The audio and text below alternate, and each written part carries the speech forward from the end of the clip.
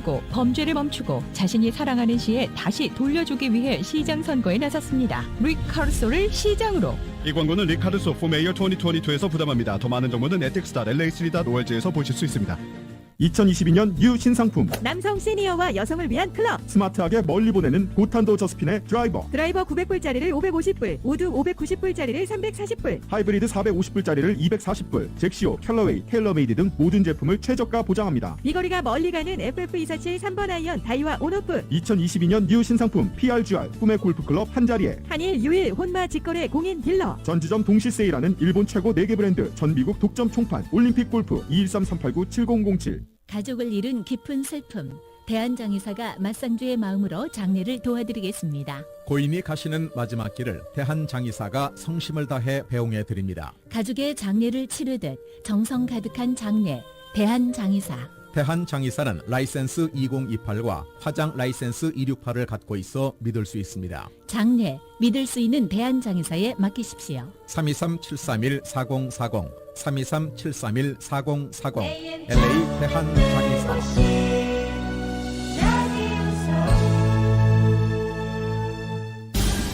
AM 1650 K-Fox. You're listening to Southern California's #1 Korean language radio station. 최고의 의료진, 가장 빠른 리퍼. 미주 최대 서울 메디칼 그룹 제공 15, 5시를 알려드립니다.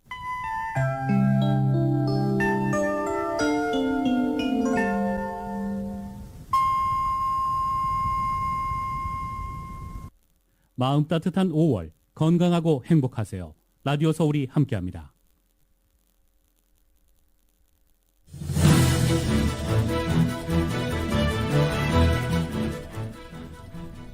가뭄이 장기화되고 있는 가운데 지난 3월 캘리포니아주의 물 사용량이 2020년에 비해서 19%나 증가했습니다. LA시는 다음 달부터 야외 물주기를 주 2회로 제한합니다. 아시안 정의진흥협의회 LA가 아시안 주민들의 적극적인 투표 참여를 당부했습니다. 아시안 증오보험제와 홈리스 문제 해결을 위해선 투표 참여를 통해 커뮤니티의 목소리를 높여야 한다고 강조했습니다. LA 카운티의 코로나19 누적 사망자가 3만 2천 명을 기록했습니다. 오렌지 카운티의 코로나19 입원 환자는 다시 100명을 넘어섰습니다. 팬데믹 첫 해인 2020년 전국에서 총기로 사망한 사람이 사상 최고를 기록했습니다. CDC는 2020년 총기 관련 사고로 사망한 사람은 4만 3천여 명으로 전년보다 15% 늘었다고 밝혔습니다. 의회가 50여 년 만에 미확인 비핵물체에 대한 청문회를 개최합니다. 17일 열리는 청문회에는 국방부 고위관리 2명이 출석합니다. 북한이 플루토늄 생산을 계속하고 있고 김정은 위원장이 미국과 협상에서 이를 지렛대로 삼을 것이라는 미 정보당국의 분석이 나왔습니다. 국무부는 한반도 비핵화 목표 진전을 위해 새 정부와 논의를 고대하고 있다고 밝혔습니다. 윤석열 대통령이 취임했습니다. 윤 대통령은 취임식에서 성실하게 직무를 수행하고 국민이 주인인 나라를 만들겠다고 약속했습니다. 새 대통령실의 내부도 처음 공개됐습니다. 용산 대통령실에서는 대통령과 주요 참모들이 한 공간에서 근무하며 현안을 논의할 예정입니다. 윤석열 대통령이 취임하면서 국회도 본격적인 여소야대 국면이 펼쳐지게 됐습니다. 한독수 총리 후보자 인준과 장관 임명 등을 둘러싼 대치 상황이 협치를 위해 넘어야 할 시험대가 될 전망입니다.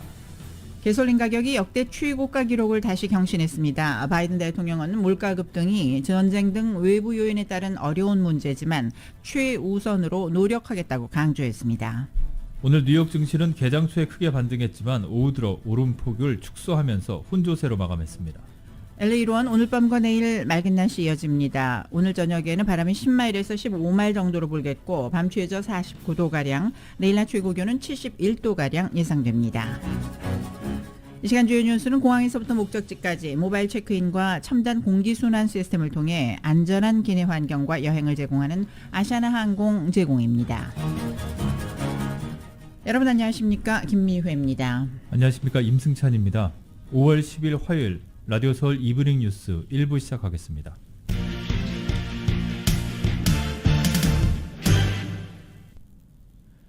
팬데믹 첫 해였던 지난 2020년 전국에서 총기에 맞아 숨진 사람이 사상 최고치를 기록한 것으로 나타났습니다. 질병통제예방센터 CDC는 오늘 이 같은 내용이 담긴 총기 사망 보고서를 발표했습니다. 보고서를 보면 2020년 전국에서 총기 관련 사고로 사망한 사람은 43,595명으로 사상 최고를 기록했습니다. 이는 총기를 이용한 살인사건과 자살을 합친 수치로 2019년보다 15% 늘어난 것입니다. 전체 총기 사망 건수 가운데 자살 사건이 24,245건으로 절반을 넘겼고 인구 10만 명당 8.1명꼴의 비율로 2019년에 10만 명당 7.9명에서 소폭 상승했습니다. 특히 총기를 이용한 살인사건이 이 기간 급격히 치솟아서 19,350건으로 자살보다 건수는 적었지만 2019년 인구 10만 명당 4.6명이었던 것에서 2020년엔 6.1명으로 34.6%나 상승했습니다. 이는 1994년 이후 26년 만에 가장 높은 비율입니다. 미국이 오는 12일 코로나19 공동 대응을 위해 한국 등 주요국 정상과 두 번째 화상회의를 개최합니다. 한국 윤석열 대통령은 사전 녹화 영상을 통해 연설할 것으로 알려진 만큼 취임 후 처음으로 국제정상회의에 얼굴을 알리는 자리가 될 것으로 보입니다. 백악관은 지난 10일 보도자료를 통해 독일, 벨리즈, 인도네시아, 세네갈과 제2차 코로나19 정상회의를 공동으로 주최한다고 밝혔습니다. 독일은 G7, 벨리즈는 카리브 공동체, 인도네시아는 주요 20개국, 세네갈은 아프리카 연합의 올해 의장국을 각각 맡고 있습니다. 지난해 9월 열린 1차 회의는 미국 주도로 열렸습니다. 백악관은 공동주최국 외에 한국, 일본, 캐나다, 인도 등 15개국가량과 유럽집행위원회, 세계보건기구 WHO 등 국제기구도 참석한다고 설명했습니다. 트럼프 전 대통령이 한때 주한미군 가족들에 대한 대피령을 내리려다 결국 접었다는 증언이 나왔습니다. 트럼프 행정부에서 국방장관을 역임했던 인사가 회고록을 통해서 공개한 내용입니다. 자세한 내용 KBS가 보도합니다. 마크 에스퍼 전 미 국방장관은 2018년 1월 도널드 트럼프 당시 대통령이 주한미군 가족들에 대한 대피령을 내리려다 접었다고 밝혔습니다. 에스퍼 전 국방장관은 현지 시각 10일 발간한 자신의 회고록 성스러운 맹세를 통해 이 같은 사실을 공개했습니다. 해당 시기는 북한이 미국 본토를 사정권에 둔 대륙간 탄도미사일 ICBM을 시험 발사한 후였고 미군은 연일 관련 대비태세를 강화하고 있었다는 겁니다. 그런데 2018년 1월 트럼프 당시 대통령이 모든 주한미군 가족을 대피시키라는 명령을 내렸다는 전화를 받았다며 믿을 수 없었다고 회고했습니다. 다만 누군가 대통령을 설득해 전쟁 위기를 피했다면서도 중요한 문제를 놓고 오락가락하는 결정에 말문이 막혔다고 밝혔습니다. 그러면서 미국 언론과 인터뷰를 통해선 트럼프 전 대통령이 군 최고 통수권자로서 기본 자질을 갖추지 못했다는 지적도 내놨습니다. It begins with integrity and principles, and then it begins with being able to reach across the aisle and work with others to advance the national agenda. And Donald Trump just doesn't meet the mark for me on these things. 에스퍼 전 장관은 또 트럼프 전 대통령이 주한미군의 완전한 철수를 여러 차례 주장했고 임기 끝까지 생각을 굽히지 않았다고 덧붙였습니다. 에스퍼 전 장관은 2017년 11월부터 미 육군 장관을 지내다 2019년 7월부터 이듬해 11월까지 국방장관직을 역임해 트럼프 정부 내내 군 관련 요직을 거쳤습니다. 워싱턴에서 KBS 뉴스 김기현입니다. 연방법원이 2019년 스페인 주재 북한 대사관 습격 사건에 가담한 크리스토퍼 안 씨를 범죄인 인도 조약에 따라 스페인으로 송환해야 한다고 결정했다고 미국 북한 전문 매체 NK뉴스가 보도했습니다. 다만 법원은 실제 인도가 이루어질 때 안 씨가 스페인에서 북한에 암살당할 위험을 고려해 상급심이 이 명령을 취소하는 것이 옳다는 의견을 함께 제시했습니다. NK뉴스 보도에 따르면 LA 연방지방법원의 진 로젠블루스 판사는 안 씨의 혐의가 범죄인 인도 대상에 포함된다고 판단했습니다. 그러나 로젠블루스 판사는 이와 별개로 송환 시 목숨이 위태로울 수 있다며 상급심에서 이 같은 결정을 뒤집어 크리스토퍼 안을 송환으로부터 구해야 한다고 촉구했습니다. 로젠블루스 판사는 북한은 그를 살해하고자 할 것이고 스페인에서는 북한이 그를 살해하기 훨씬 쉬울 것이라고 밝혔습니다. 그러면서 비록 자신은 법에 따라 안 씨의 송환을 결정하지만 그것이 옳은 결정이라고 생각지는 않는다며 상급법원이 자신이 틀렸다고 하거나 자체적으로 송환을 막아주기 바란다고 설명했습니다. 안 씨가 스페인 당국으로 인도될지는 최종적으로 미 국무부가 결정하게 됩니다. 북한이 조만간 핵실험을 할 거란 경고가 나온 가운데 북한이 플루토늄 생산을 계속하고 있고 김정은 위원장이 미국과 협상에서 이를 지렛대로 삼을 것이라는 정보당국의 분석이 나왔습니다. 국무부는 한반도 비핵화 목표 진전을 위해서 한국 새 정부와 논의를 고대하고 있다고도 밝혔습니다. KBS가 보도합니다. 미 상원 군사위원회에 출석한 에이브릴 헤인스 미 국가정보국장은 미국을 위협하는 4개 국가로 중국과 북한, 러시아, 이란을 꼽으며 북한이 조만간 핵실험을 재개할 것으로 예상한다고 밝혔습니다. 헤인스 국장은 이어 북한이 핵실험에 사용되는 플루토늄 생산을 지속해왔고 이를 우라늄 농축 프로그램으로 확장한 것으로 보인다고 평가했습니다. 그러면서 북한은 주기적으로 미국과 동맹들을 노려 공격적 행동을 보여왔다며 이는 북한이 국제사회에서 실질적 핵 보유국 지위를 강화하기 위한 것이라고 분석했습니다. Kim Jong-un continues to steadily expand and enhance Pyongyang's nuclear and conventional capabilities, targeting the United States and its allies, to reshape the regional security environment in his favor and to reinforce its status quo as a de facto nuclear power. 스콧 베리어 미 국방정보국장 역시 북한이 미사일과 핵 프로그램, 군사 전력 현대화에 매진하고 있다며 향후 김정은 위원장이 미국과의 협상에서 이를 지렛대로 활용할 것이라고 평가했습니다. 미 국무부는 이에 대해 한반도의 완전한 비핵화라는 공동 목표를 두고 한국과 미국이 긴밀히 조율해온 만큼 새 정부와 진전을 이루길 고대한다고 밝혔습니다. We look forward to the opportunities ahead over the phone, in person, including when the president travels to the ROK in just a matter of days to continue these discussions with the new ROK administration on how we can advance and promote that goal. 미 국무부는 북한이 가까운 시일 내에 핵실험을 할 것이라는 우려를 제기하면서도 시기와 관련해선 구체적인 시간틀은 언급하지 않겠다고 말을 아꼈습니다. 워싱턴에서 KBS 뉴스 김양순입니다. 러시아의 우크라이나 침공이 교착 상태에 빠져들었으며 향후 몇 달간 예측하기 힘든 긴장 고조의 시기가 도래할 수 있다는 미 정보당국의 분석이 나왔습니다. 스콧 베리어 국방부 국방정보국 국장은 오늘 상원 군사위 청문회에 출석한 자리에서 우크라이나 전쟁 상황에 대한 질문에 러시아와 우크라이나 모두 승리하고 있지 않다며 일종의 교착 상태에 있다고 말했습니다. 에브릴 헤인스 국가정보국 국장은 이 자리에서 돈바스 전투로 전쟁이 확실하게 끝날 것이라고 자신하지 않는다며 장기전 양상을 우려했습니다. 헤인스 국장은 블라디미르 푸틴 대통령은 우크라이나에서 장기화한 분쟁을 준비 중이라고 본다며 푸틴 대통령은 여전히 돈바스를 넘어서는 목표를 성취하려 한다고 강조했습니다. 헤인스 국장은 푸틴이 그의 야망과 러시아의 현재 군사 역량 사이의 불일치에 직면하면서 앞으로 몇 달간 한층 예측할 수 없고 잠재적으로 긴장이 고조되는 상황에 이를 수 있다고 덧붙였습니다. 다음 달 미국에서 열리는 미주 정상회의의 초청 범위를 놓고 미주 내에서 갈등이 불거지고 있습니다. 안드레스 마누엘 로페스 오브라도르 멕시코 대통령은 정례 기자회견에서 미주 정상회의에 배제된 국가가 있다면 모든 국가가 초청되지 않는다면 멕시코에서는 내가 안 가고 외교장관이 대신 갈 것이라고 말했습니다. 로페스 오브라도르 대통령은 우리는 대결이 아닌 화합을 해야 한다며 이견이 있다 해도 배제하지 말고 들어보기라도 하면서 해결해야 한다. 누군가를 배제할 권리는 아무에게도 없다고 주장했습니다. 제9차 미주 정상회의 개최국인 미국은 다음 달 6일에서 10일 LA에서 열릴 회의에 쿠바와 니카라과 그리고 베네수엘라 정부를 초청하지 않을 수 있음을 최근 시사한 바 있습니다.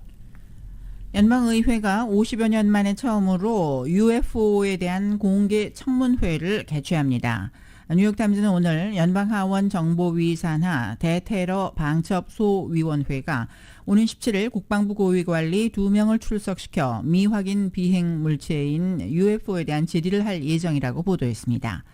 UAP, 즉 미확인 비행 현상은 미군이 UFO 대신 사용하는 용어입니다. 민주당의 애덤 쉬프 하원 정보위원장은 우리 시대의 가장 큰 미스터리를 조망하고 과도한 비밀주의와 각종 추측을 깨뜨리는 것이 청문회의 목표라고 설명했습니다. 이 청문회에는 로널드 몰트리 국방부 차관과 스캇 브레이 해군 정보부국장이 출석합니다. 앞서 국방부와 다른 정보기관들은 지난해 6월 의회에 UAP에 대한 9페이지 분량의 분석 보고서를 제출했습니다. 당시 보고서에 따르면 2004년부터 17년간 군용기에서 관측된 144건의 UAP 중 풍선으로 확인된 1건을 제외하고는 정체가 미확인으로 분류됐습니다. 다만 당국은 목격된 UAP가 미국이 개발하는 비밀 무기가 아니고 적국이 개발 중인 기술이라고 단정할 정보도 부족하다고 덧붙였습니다. 지난 2020년 8월 전국적으로 인종차별 논란과 폭력적 항의 시위를 재점화한 위스콘신주 커노샤의 흑인 남성 제이콥 블레이크가 자신에게 총을 쏴서 영구 장애를 남긴 경찰관을 상대로 제기한 소송을 중도에 포기했습니다. 언론에 따르면 블레이크는 커노샤 경찰청 소속 러스튼 센스키 경관을 상대로 연방법원에 제기한 인종차별 소송을 최근 취하했습니다. 블레이크는 셰스키 경관이 인종적 편견에 치우쳐 자신에게 과도한 무력을 사용했다며 지난해 3월 연방법원 위스콘신 동부지원에 소송을 제기한 바 있습니다. 그러나 지난 7일 법원에 이 사건에 대해 다시 소송을 걸지 않겠다는 조건으로 소취하서를 제출했으며 법원은 9일 이를 승인했습니다. 블레이크 측은 소취와 이유를 밝히지 않았습니다. 다만 법률 전문 매체인 로앤크라임은 원과 피고 사이에 합의가 있었던 것은 아니라고 전했습니다. 소셜미디어 트위터를 인수한 테슬라 일론 머스크 CEO가 트럼프 전 대통령의 트위터 계정에 내려진 영구 사용 정지 결정을 철회하겠다고 밝혔습니다. 머스크는 오늘 파이낸셜 타임스 주최 Future of the Car 컨퍼런스 화상 연설을 통해 이같이 말했습니다. 그는 트럼프 계정 영구 정지에 대해 도덕적으로 잘못됐고 완전히 바보 같았다며 해답은 내가 영구 정지 결정을 뒤집는 것이라고 밝혔습니다. 이어 계정 정지가 트럼프 지지자들에게 소외감을 느끼게 했고 트럼프 전 대통령의 목소리를 잠재우지도 못했다면서 트럼프 계정 정지는 옳지 않은 실수였다고 비판했습니다. 그러면서 트럼프 계정 정지는 모두가 토론에 참여할 수 있는 포럼을 만드는 것이 아니라 솔직히 더 나쁜 상황을 가져올 수도 있다고 강조했습니다.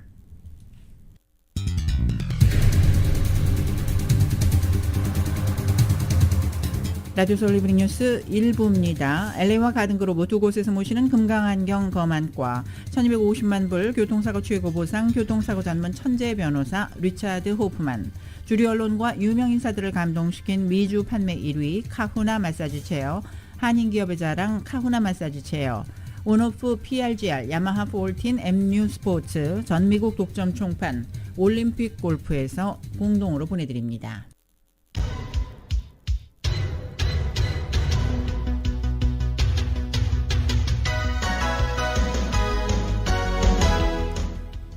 다섯 시 19분 조금 지나고 있습니다. 라디오 서울 이브닝 뉴스 교통정보입니다. 새로운 모빌리티 세상을 열어가는 아이오닉5, 이 시대 가장 진화한 전기차, 완전히 새로운 현대 아이오닉5 제공입니다. 210번 프리웨이 이스트 방면인데요. 마운틴 스트리트 구간부터 속도 떨어지기 시작하면서 머랭고 애비뉴까지 이어지고 있고 힐 애비뉴 구간도 역시 정체가 이어지고 있습니다. 10번 프리웨이 웨스트 방면 그랜드 애비뉴 구간부터 계속해서 막히고 있는 모습인데요. 마틴 루터 킹 블루버드까지 정체 심한 모습입니다. 이 밖에 10번 프리웨이 이스트 방면도 피코 블루버드 구간부터 가다서다를 반복하면서 정체가 길게 이어지고 있습니다. 110번 프리웨이 노스 방면 교차하는 구간까지는 거의 서 있다시피 한 형편입니다. 이 밖에 교통 위험 신호 켜져 있는 구간들도 많습니다. 210번 프리웨이 이스트 방면 그랜드 애비뉴 출구 위험 신호 조금 전에 켜져 있습니다. 405번 프리웨이 노스 방면 게티 센터 드라이브 구간에는 동물이 출몰한 것으로 표시되어 있습니다. 이 밖에 히트앤런 사고가 일어난 구간들도 많은데요. 10번 프리웨이 이스트 방면 링컨 블루버드, 405번 프리웨이 사우스 방면과 105번 프리웨이 이스트 방면 교차하는 구간, 5번 프리웨이 사우스 방면 올림픽 블루버드 출구에 각각 히트앤런 사고 발생했습니다. 교통정보는 새로운 모빌리티 세상을 열어가는 아이오닉5, 이 시대 가장 진화한 전기차, 완전히 새로운 현대 아이오닉5 제공이었습니다. 이브닝 뉴스 1부 함께하고 계십니다. 캘리포니아주 가뭄이 심각한 상황이지만 주민들의 물 사용량은 오히려 늘어난 것으로 나타났습니다. 캘리포니아 수자원부는 올 3월 물 사용량은 2020년 3월과 비교해서 18.9%가 늘어났다고 밝혔습니다. 특히 LA 등 대도시가 포함된 남부 해안 지역의 물 사용량은 2020년 3월보다 26.9%나 늘어난 것으로 집계됐습니다. 올해 첫 3개월은 캘리포니아주 역사상 가뭄이 가장 심각한 시기였지만 주민들의 물 사용량은 오히려 증가했다고 수자원부는 설명했습니다. 이렇게 가뭄이 장기화되면서 다음 달부터는 LA시가 야외 물주기를 일주일에 2번으로 제한합니다. 정연호 기자가 전해드립니다. 6월 1일부터 LA시에서는 야외 물주기가 기존 일주일에 사흘에서 이틀로 제한됩니다. 에릭 가세티 시장이 10일 발표한 저수지침에 따르면 또 홀수 주소는 월요일과 금요일에만 야외 물주기가 허용되며 짝수 주소는 목요일과 일요일에만 야외 물주기가 허용됩니다. 스프링클러 사용은 8분으로 제한되며 저수 꼭지가 있는 스프링클러의 경우 15분으로 사용이 제한됩니다. 야외 물주기는 이른 아침과 저녁에만 허용되며 오전 9시부터 오후 4시까지는 야외 물주기가 금지됩니다. LA시는 수영장이 있는 집에서는 물이 증발되는 것을 최소화하기 위해서 풀커버를 사용하도록 권고했으며 세차도 집에서 하지 말고 상업용 세차장에서 하도록 촉구했습니다. 수도전력국은 저수지침이 준수되는지를 확인하기 위해 시내 곳곳에 직원들을 배치할 방침입니다. 가세티 시장은 시민들에게 저수지침을 위반할 경우 처음에는 계몽 노력을 기울이지만 필요하면 벌금과 티켓을 발부할 것이라고 밝혔습니다. 절수 노력은 비단 LA시뿐만이 아닙니다. 6월 1일부터는 LA시 외에 거주하는 주민 상당수가 일주일에 하루로 야외 물주기가 제한됩니다. 일주일에 하루로 제한되는 지역은 물 부족 사태가 심한 지역에 해당됩니다. 당국은 가뭄으로 인한 물 부족 사태를 이겨내기 위해 남가주 모든 주민과 비즈니스 업체에게 물 사용을 30% 줄이도록 촉구하고 있습니다. 라디오 서울뉴스 정연호입니다. 100여 개의 우편 투표용지가 길에서 발견돼 카운티 선거국과 연방 우정국이 수사에 나섰습니다. LA 카운티 선거국은 성명을 통해서 지난 주말 한 주민의 신고로 배달되지 않은 104개의 우편 투표용지를 회수했다고 밝혔습니다. 해당 우편 투표용지는 안전하게 회수됐고 유권자들에게는 새로운 우편 투표용지가 전달될 예정이라고 설명했습니다. 선거국은 이번 일이 우편물 절도와 연관됐을 것으로 추정된다며 현재 연방우정국 그리고 사법기관들과 함께 수사 중이라고 덧붙였습니다. 한인타운이 포함된 가주 연방하원 34지구에 재도전하는 민주당 소속 한인 데이빗 김 변호사가 오는 12일 타운에서 자신의 공약을 소개하는 간담회를 개최합니다. 37살의 데이빗 김 변호사는 2년 전 현역인 지미 고메즈 의원에 맞서 47%의 높은 득표율을 기록했으나 석패를 한 바 있습니다. 김 후보는 오는 12일 저녁 7시 타운 내 가주마켓 3층에 있는 예 스테이지 NT에서 본인의 공약을 소개하는 주민 간담회를 가집니다. 인도대사로 지명된 에릭 가세티 LA 시장이 수석 보좌관의 성희롱, 인종차별주의적 발언 사실을 인지했을 가능성이 높다는 연방 상원의 수사 보고서가 오늘 공개됐습니다. 상원 수사팀은 가세티 시장의 수석 보좌관인 릭 제이콥스가 여러 명을 성희롱하고 주위 사람들에게 인종차별주의적인 발언을 했을 가능성이 높은 것으로 결론 내렸습니다. 릭 제이콥스 수석 보좌관의 이 같은 행동은 사무실 안에서 익명이 높았던 데다 가세티 시장이 시장실 업무에 매우 깊이 관여하고 있었기 때문에 수석 보좌관의 행실을 몰랐다고 보기에는 매우 어렵다고 밝혔습니다. 수사팀은 이 문제와 관련해 가세티 시장에게 3차례에 걸쳐 면담을 요청했지만 시장이 만나기를 거부했다고 말했습니다. 백악관은 성명을 통해 가세티 시장은 인도대사로 임명한 바이든 대통령은 이번 상원 수사 결과에 아랑곳 없이 여전히 가세티 시장을 신임하고 있다고 밝혔습니다. LA 카운티의 코로나19 누적 사망자가 3만 2천 명을 기록했습니다. 카운티 보건국은 오늘 4명의 사망자가 추가로 보고됨에 따라 팬데믹 이후 코로나19로 사망한 주민이 3만 2천 명을 기록했다고 밝혔습니다. 오늘 보고된 신규 확진자는 2,044명이고 확진율은 2.4%입니다. 병원 입원 환자는 252명으로 어제보다 10명이 늘었으며 중환자실 입원 환자는 어제와 같은 27명입니다. 보건국은 코로나19 재확산에도 사망자와 입원 환자가 크게 증가하지 않은 것은 백신 접종 때문이라고 설명했습니다. 실제로 지난주 LA 카운티 코로나19 사망자는 한 달 전과 비교해 72%가 줄었으며 병원 입원 환자 수는 평균 245명으로 한 달 전과 동일한 수준을 유지했습니다. 오렌지 카운티의 코로나19 입원 환자와 확진율 증가세가 계속되고 있습니다.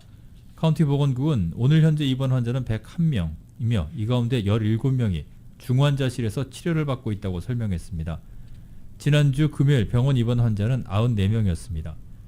7일간 하루 평균 신규 확진자 수는 지난주 금요일 인구 10만 명당 9.7명에서 오늘은 10.8명으로 늘었습니다. 확진율도 3.3%로 지난주 금요일과 비교해서 0.3%포인트가 높아졌습니다. 오는 25일부터 29일까지 라스베가스 섀도우 크릭에서 펼쳐지는 뱅크 오브 호프 LPGA 매치 플레이의 타이틀 스폰서를 맡고 있는 뱅크 오브 호프가 이 대회의 온라인 경품 이벤트를 실시합니다. 한미은행이 창립 40주년을 맞아 다양한 혜택을 담은 신규 체킹 계좌 오픈 이벤트를 내놓았습니다. 타운 소식 이은 기자가 전해드립니다. 오는 25일부터 29일까지 라스베가스 섀도우 크릭에서 펼쳐지는 뱅크 오브 호프 LPGA 매치 플레이의 타이틀 스폰서를 맡고 있는 뱅크 오브 호프가 대회의 우승자를 맞춰라 온라인 경품 이벤트를 실시합니다. 뱅크 오브 호프는 우승자를 맞춘 참가자들 중 추첨을 통해 12명을 선정해 MGM, LG전자, 타이틀 리스크와 같은 최상급 브랜드의 서비스 및 제품을 선물합니다. 1등 그랜드상은 MGM 리조트 게이트어웨이 2인 패키지로 이 패키지에는 라스베가스 아리아 호텔 3박 숙박권과 섀도우 크릭에서의 2인 골프 라운드가 포함되어 있습니다. 이어 LG전자의 65인치 스마트 TV, 무선 청소기, 공기청정기, 최고급 블루투스 스피커 이어폰 등과 전자제품과 골프 매니아들에게 인기인 타이틀리스트의 드라이버와 스카티 카메론 퍼터가 마련되어 있습니다. 이번 이벤트는 온라인으로 진행됩니다. www.bankobof-lpga-matchplace-sweep2022.com에서 개인정보를 입력한 후 뱅크오브오프 LPGA 매치플레이 대회의 우승선수를 예상해 기입하면 됩니다. 마감은 오는 27일 자정까지로 캘리포니아, 뉴욕, 뉴저지, 텍사스, 워싱턴, 일리노이, 버지니아, 조지아, 엘라바마 등 뱅크오브오프가 지점을 운영하고 있는 9개 주와 대회가 열리는 네바다주의 거주자가 참여할 수 있으며 21세의 성인이어야 합니다. 한미은행이 창립 40주년을 맞아 다양한 혜택을 담은 신규 체킹 계좌 오픈 이벤트를 내놓았습니다. 한미은행은 신규 체킹 계좌 고객들에게 풍성한 혜택을 선물하는 예금 캠페인을 5월에 시작해 오는 7월 말까지 진행합니다. 한미는 창립 40주년을 기념해 비즈니스 고객들을 위한 새로운 디자인의 카카오 프렌즈 비즈니스 데비카드를 출시했습니다. 이에 따라 지난해 출시했던 퍼스널 카카오 프렌즈 데비카드에 더해 모든 체킹 계좌 고객들이 카카오 프렌즈 데비카드를 발급받을 수 있게 됐습니다. 이번 이벤트는 신규로 체킹 계좌를 열면서 몇 가지 요구 조건을 충족해서 매치하면 더 많은 혜택을 받을 수 있는 것이 특징입니다. 세부 내용은 한미은행 웹사이트 한미닷컴의 이벤트 관련 웹페이지에서 찾을 수 있습니다. 라디오 서울 뉴스 이은입니다. 지금까지 타운과 로컬 소식 전해드렸습니다. 잠시 후에는 한국 소식 간추려드립니다. 세상에서 가장 큰 힘은 최선을 다하는 것입니다. 진실한 마음과 진실한 세일즈, 정성과 최선을 다하는 유능한 검안의 단 1mm의 오차도 허용치 않는 금강 안경, 철저한 애프터 서비스와 확실한 워런티, 바로 저희 금강 안경의 마음가짐입니다. 금강 안경.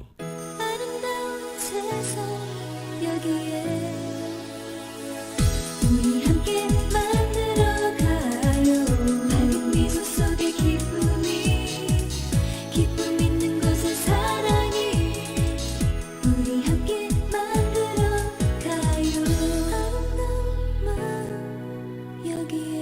아름다운 마음, 바로 금강안경의 마음입니다.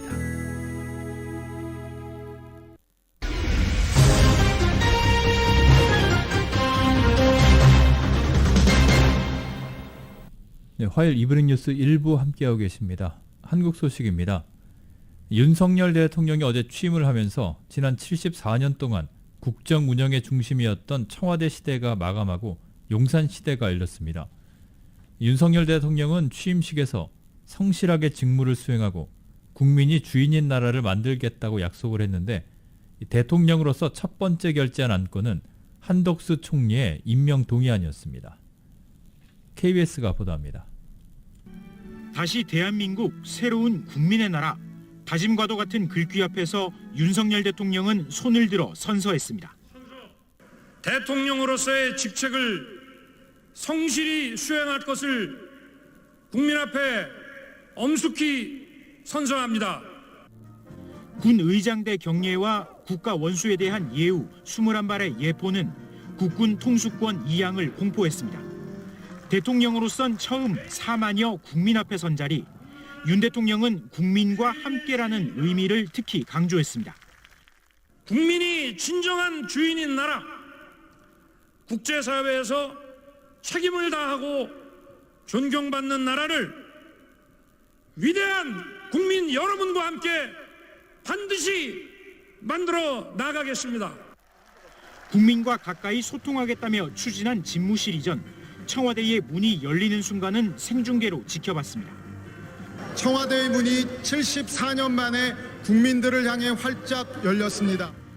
취임식을 마친 윤 대통령은 과거 대통령들이 향하던 세종로 1번지 청와대가 아닌 용산으로 향했습니다. 용산 새 집무실 1호 결제는 한덕수 총리 후보자 임명 동의안, 추경호 경제부총리 등 청문 보고서가 채택된 장관 7명도 임명하며 5년 임기의 직무를 시작했습니다.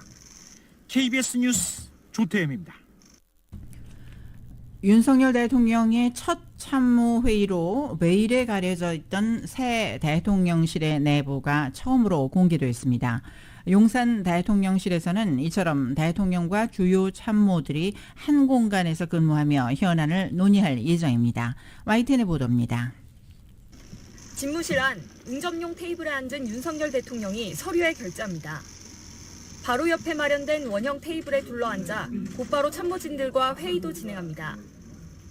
그동안 추가 공사와 보안 등을 이유로 공개되지 않았던 용산 새 대통령실의 5층 집무실 모습입니다.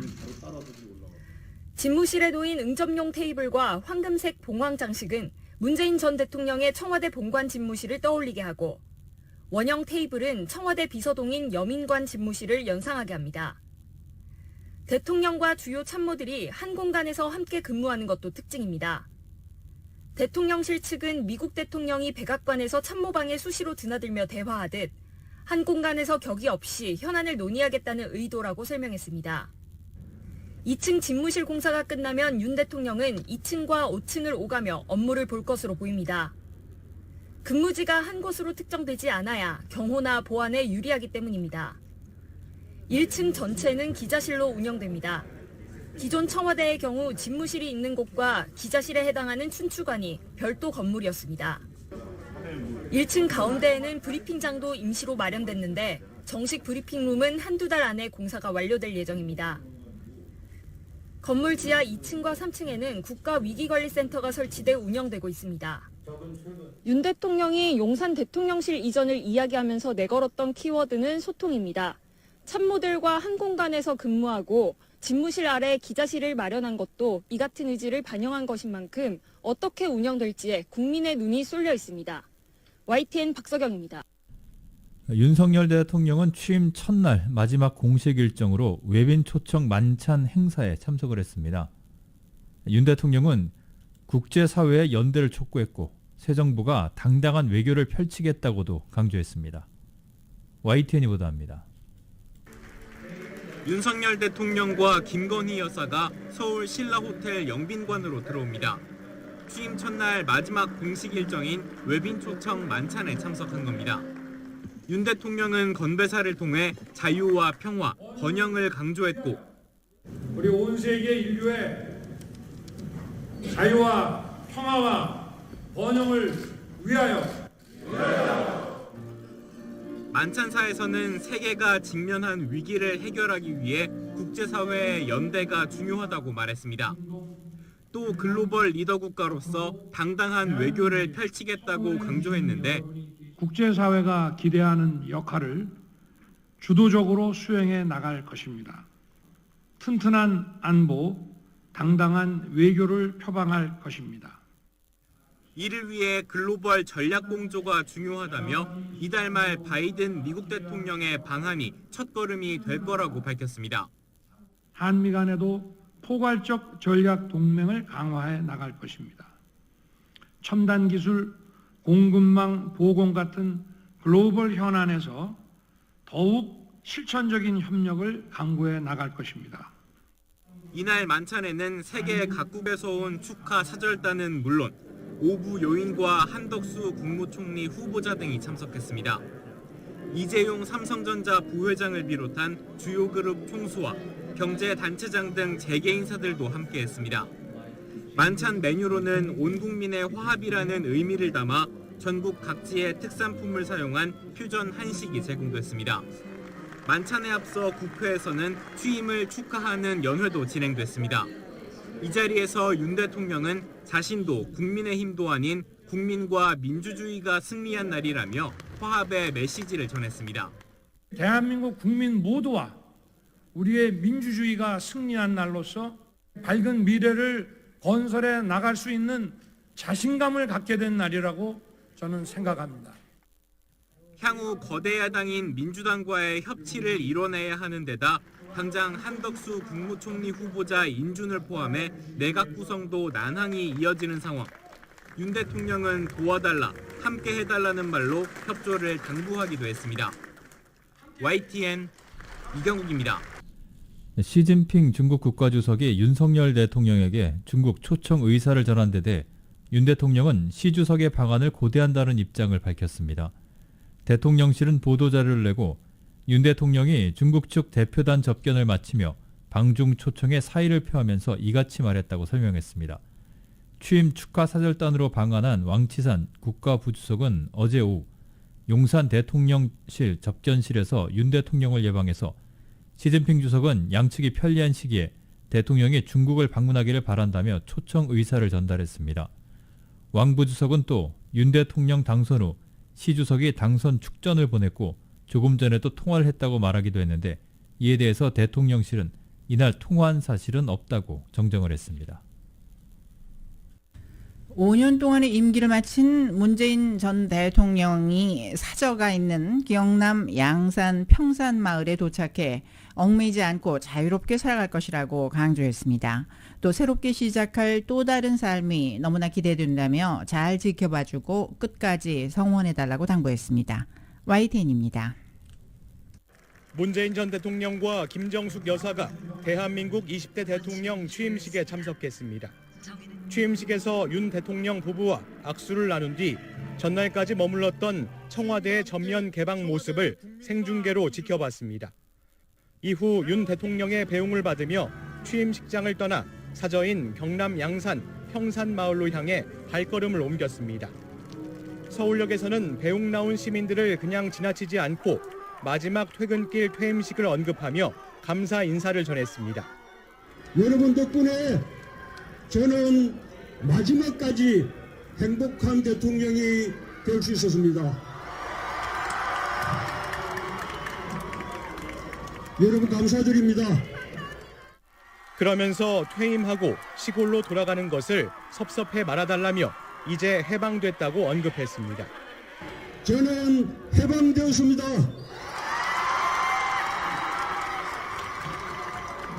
저는 자유인이 됐습니다.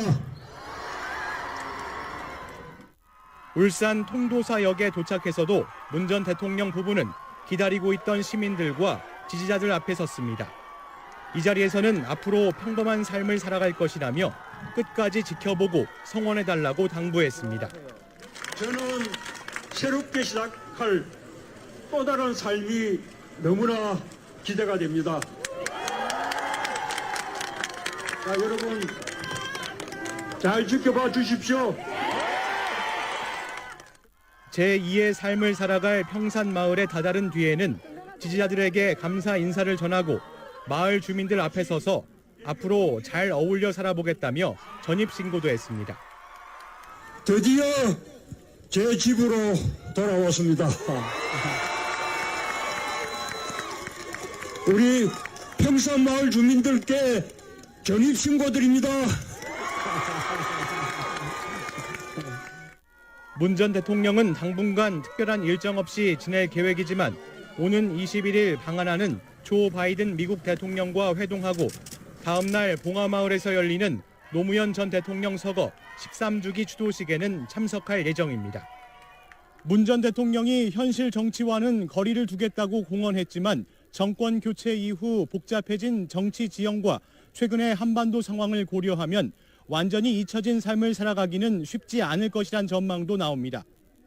YTN 백종규입니다. 지금까지 한국 소식 라디오 서울 이브닝 뉴스에서 전해드렸습니다. 잠시 후에는 경제 소식 이어집니다.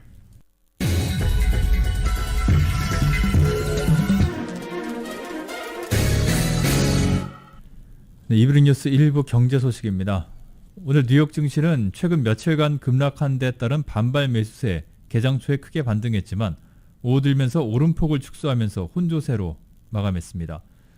다우존스 산업평균지수는 어제보다 84.96포인트가 하락한 32,160.74로 장을 마쳤습니다. S&P 500 지수는 9.81포인트가 상승한 4,001.05, 나스닥 지수는 114.42포인트 상승한 11,737.67로 거래를 마쳤습니다. 유가는 중국의 코로나19 제로 정책에 따른 원유 수요 감소 우려에 배럴당 $100를 밑돌았습니다. 뉴욕 상업거래소에서 6월물 서부 텍사스산 원유 가격은 어제보다 $3.33가 하락한 배럴당 $99.76에 거래를 마쳤습니다. 이는 4월 25일 이후 가장 낮은 수준입니다. 물가의 시금석이라고 할 수 있는 가솔린 소비자 가격이 역대 최고가 기록을 다시 경신했습니다. 바이든 대통령은 가스값을 비롯한 물가 급등이 전쟁 등 외부 요인에 따른 어려운 문제지만 최우선으로 노력하겠다고 강조했습니다. YTN이 보도합니다. 미국 자동차협회는 전국 휘발유 평균 가격이 1갤런 즉 3.8리터에 4.374달러로 집계됐다고 밝혔습니다. 1년 전보다 47.4% 급등한 것으로 역대 사상 최고가를 다시 경신했습니다. 휘발유뿐 아니라 경유 가격도 갤런당 5.55달러로 역시 사상 최고치를 찍었습니다. 특히 가장 기름값이 비싼 캘리포니아주는 갤런당 5.841달러까지 뛰었습니다. 러시아의 우크라이나 침공에 따른 석유 공급 부족이 직접적인 이유입니다. 서부 텍사스산 원유 가격은 배럴당 130달러 선까지 이르고 있는 실정입니다. Because of the supply chain issue that's in the Russian issue, because these are, issues outside the United States, and he has to basically work with other governments to address them. 바이든 대통령은 인플레를 낮추는 것이 최우선 국내 정책 과제라고 강조했습니다. 인플레이션에 세금을 부과하고 근로자들에게 충분한 임금 인상을 주고 역사적인 수준으로 적자를 줄이고 대기업과 부유한 미국인들이 정당한 몫을 내도록 하겠다고 밝혔습니다. 이를 통해 물가 급등을 잡고 경제를 성장시키겠다는 겁니다. 다만 휘발유값 상승 등 최근의 물가 급등은 외부 요인이 크다고 설명했습니다. Some of the roots of the inflation are outside of our control, to state the obvious. But there are things we can do and we can address and we need to do. 또 일부 중국산 제품에 대한 고율의 관세를 완화하는 방안도 검토하고 있다고 말했습니다. 바이든 대통령은 연준에도 제 역할을 주문했습니다. 이미 추가 금리 인상을 예고했지만 연준으로서는 돈줄 재기에 더 속도를 낼 수밖에 없다는 관측이 나오고 있습니다. 워싱턴에서 YTN 강태욱입니다. 조 바이든 대통령은 일부 중국산 제품에 대해 고율의 관세를 부과해온 것을 완화하는 방안에 대해 논의하고 있다고 밝혔습니다. 바이든 대통령은 오늘 인플레이션 대책 관련 연설 직후 관련 질문에 대해서 지금 그것을 논의하고 있다며 무엇이 가장 긍정적인 영향을 줄지 살펴보고 있다고 답했습니다. 그러면서 아직 어떤 결정도 내리지 않았다고 덧붙였습니다. 바이든 대통령의 이 같은 언급은 40년 만에 최악의 상황인 인플레이션에 대처하기 위해 중국산 제품의 관세를 인하하거나 아예 철폐해야 한다는 주장이 정부 내에서 제기되는 가운데 나왔습니다. 제넷 옐런 재무장관은 지난달 20일 일부 중국산 수입품에 대한 관세를 완화하는 것을 검토할 만한 가치가 있는 일이라고 밝힌 바 있습니다. 연방준비제도 내에서 0.75%포인트 금리 인상을 의미하는 이른바 자이언트 스텝을 배제할 수 없다는 목소리가 나왔습니다. 블룸버그 통신 등은 로레타 맥스터 클리블랜드 연방준비은행 총재가 오늘 블룸버그 TV에 출연, 우리는 0.75%포인트를 영원히 배제하는 것은 아니다고 말했습니다.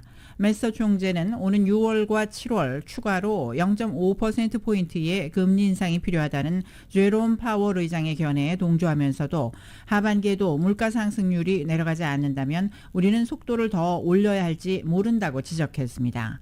이에 앞서 야후 파이낸스와의 인터뷰에서도 맥스터 총재는 앞으로 두 차례 회의에서 0.5%포인트가 완벽하게 타당할 것이라며 실업률이 약간 올라가고 마이너스 성장을 기록하거나 성장이 둔화하는 또 한 번의 분기를 맞을 수 있지만 인플레이션을 잡으려면 이는 당연히 일어나야 하는 일이라고 강조했습니다.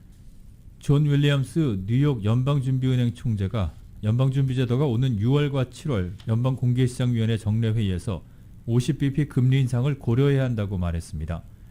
윌리엄스 총재는 독일 분데스방크가 주최한 컨퍼런스에서 50bp 금리 인상은 제롬 파월 연준 의장이 제시한 것이 정확히 타당하다고 생각한다며 이같이 밝혔습니다.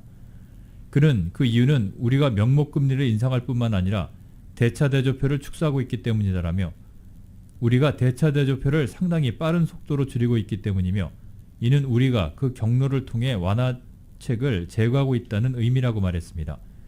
윌리엄스 총재는 중립금리가 현재 2%에서 2.5%에 달한다고 추정하고 있으며 경제 상황에 따라 금리를 그보다 더 높은 수준으로 또는 그보다 많이 높지 않은 수준으로 인상할 수 있다고 말했습니다. 크리스토퍼 월러 연준 이사가 경제가 감당할 수 있는 지금이 금리 인상을 할 때라고 말했습니다. 월스트리트저널과 마켓워치에 따르면 오늘 월러 이사는 미니애폴리스 연은 행사 연설에서 인플레이션이 너무 높고 연준의 임무는 그것을 낮추는 것이라며 이같이 말했습니다. 그는 더 높은 금리가 고용시장을 악화시키지는 않을 것이라며 경제가 강할 때 금리를 더 많이 인상하는 것이 낫다고 강조했습니다. 아울러 월러 이사는 내 생각에 지금 연준은 금리를 인상하고 우선 인상한 후 경제가 어떻게 반응하는지 살펴야 한다며 만약 인플레이션을 진정시키기 위해 더 많은 금리 인상이 필요하다면 그렇게 해야 할 것이라고 말했습니다. 그는 또 연준은 인플레이션을 낮추는 것을 심각하게 받아들이지 않을 경우 어떤 피해가 발생할지 알고 있다고 덧붙였습니다. 연준이 금리 인상을 하더라도 성장이 지속될 수 있는 경제 연착륙을 지향한다는 점도 강조했습니다. 넷플릭스가 광고를 포함하는 저가 서비스를 연내 도입하는 방안을 추진하는 것으로 알려졌습니다. 넷플릭스는 최근 직원들에게 보낸 내부 메모 등을 통해 이같이 전했는데 메모에 따르면 넷플릭스는 광고 포함 저가 서비스 도입 시기를 올 4분기로 설정했고 비슷한 시기에 유료 회원 계정의 비밀번호 공유 행위도 단속하기로 했습니다. 이 두 가지 방안은 11년 만에 가입자가 감소한 넷플릭스가 고객과 매출 기반을 확대하기 위해서 마련한 긴급 대책입니다. 전기차 테슬라 13만 대가 터치스크린 디스플레이 오작동으로 리콜 조치됐습니다. 로이터 통신은 오늘 도로교통안전국이 테슬라 내부 중앙에 설치된 터치스크린 디스플레이가 필요 이상으로 과열되는 결함을 발견, 리콜 조치했다고 전했습니다. CPU 과열로 스크린 뒤쪽 카메라와 경고 등 다른 정보가 표시되지 않는 등 디스플레이가 오작동을 일으킬 수 있다고 설명했습니다. 리콜 대상은 2021년과 2022년 생산된 전 차종으로 13만 대에 달합니다. 이들 리콜 차량에 대해서는 테슬라가 무선 소프트웨어 업데이트를 제공할 예정입니다.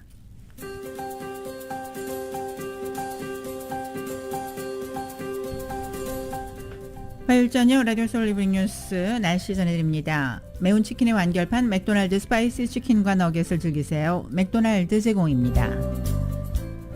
LA 지역 오늘 밤 맑은 날씨가 이어지겠습니다. 내일도 역시 화창하겠고 오늘 밤에는 바람이 10마일에서 15마일 정도로 불겠습니다. 밤 최저 49도가량, 내일 낮 최고 기온은 72도가량으로 오늘보다 조금 높아집니다. 밤 최저 51도로 예상됩니다. 한편 목요일은 낮 최고 77도로 기온이 더 오르겠고 주말인 금요일부터는 80도대의 낮 기온이 예상됩니다. 내일 낮 최고 기온 오렌지 카운티 지역과 웰리와 인랜드 엠파이어 72도, 해안 지역은 65도, 산악지대 47도까지 올라가겠습니다. 한편 산타바바라 카운티 일대 등지에 내일 새벽 3시까지 강풍주의보가 내려져 있습니다. 하와이 호놀룰루 오늘 저녁 곳에 따라 구름 끼겠고 바람이 10마일에서 20마일 정도로 불겠습니다. 내일도 역시 곳에 따라 흐린 날씨에 낮 최고 83도, 밤 최저 72도로 예상됩니다. 한국은 오늘 수도권이 구름 많고 그 밖의 지역은 대체로 흐리겠습니다. 한낮에는 서울 기온 24도까지 올라가서 어제보다 조금 낮겠지만 여전히 예년 기온을 조금 웃돌면서 덥겠습니다. 매운 치킨의 완결판 맥도날드 스파이스 치킨과 너겟을 즐기세요. 맥도날드 제공 날씨였습니다. 라디오 서울 이브닝 뉴스 1부, 지금까지 LA와 가든그로브 두 곳에서 모시는 금강안경 검안과 1250만 불 교통사고 최고보상 교통사고 전문 천재 변호사 리차드 호프만, 주류 언론과 유명 인사들을 감동시킨 미주 판매 1위 카후나 마사지 체어, 한인기업의 자랑 카후나 마사지 체어, 온오프 PRGR, 야마하 14, MU 스포츠, 전미국 독점 총판, 올림픽 골프에서 함께 마련했습니다.